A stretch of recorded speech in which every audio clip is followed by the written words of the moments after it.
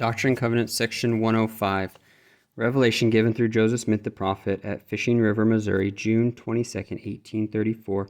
Mob violence against the saints in Missouri had increased, and organized bodies from several counties had declared their intent to destroy the people. The prophet had come from Kirtland at the head of a party known as Zion's Camp, bringing clothing and provisions. While this party was encamped on Fishing River, the prophet received the revelation. Verily I say unto you, who have assembled yourselves together, that you may learn my will concerning the redemption of mine afflicted people. Behold, I say unto you, were it not for the transgressions of my people, speaking concerning the church and not individuals, they might have been redeemed even now. But behold, they have not learned to be obedient to the things which I required at their hands, but are full of a manner of evil, and do not impart of their substance, as becometh saints, to the poor and afflicted among them, and are not united according to the union required by the law of the celestial kingdom.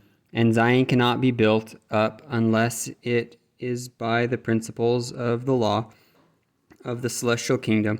Otherwise I cannot receive her into myself, and my people must needs be chastened until they learn obedience, if it must needs be by the things which they suffer. I speak not concerning those who are appointed to lead my people, who are the first elders of my church, for they are not all under this condemnation. But I speak concerning my churches abroad.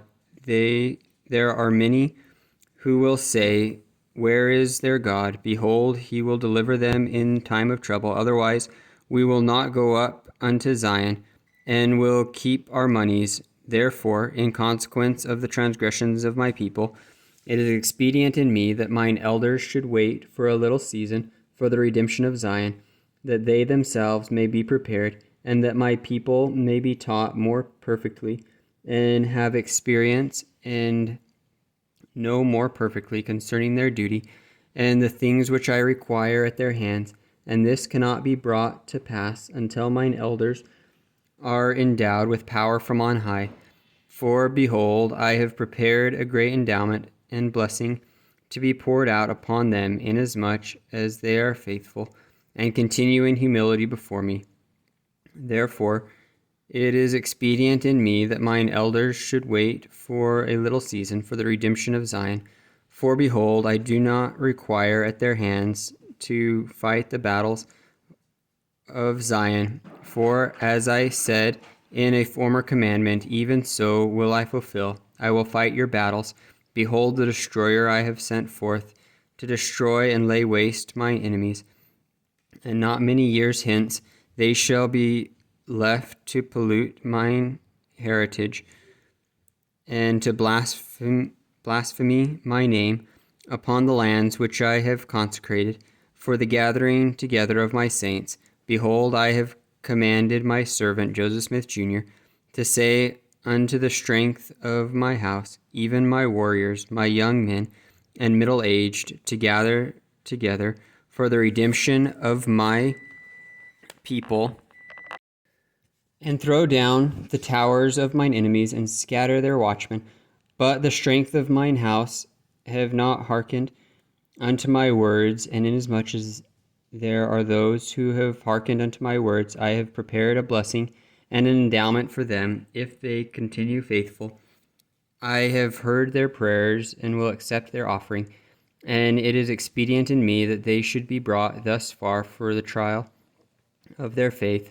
And now verily I say unto you, a commandment I give unto you, that as many as have come up hither, that can stay in the region round about, let them stay, and those that cannot stay, who have families in the east, let them tarry for a little season, inasmuch as my servant Joseph shall appoint unto them. For I will counsel him concerning this matter, and all things whatsoever he shall appoint unto them shall be fulfilled. And let all my people who dwell in the regions round about be very faithful and prayerful and humble before me, and reveal not the things which I have revealed unto them, until it is wisdom in me that they should be revealed, talk not of judgments, neither boast of faith, nor of mighty works, but carefully gather together as much in one region as can be, consistently with the feelings of the people.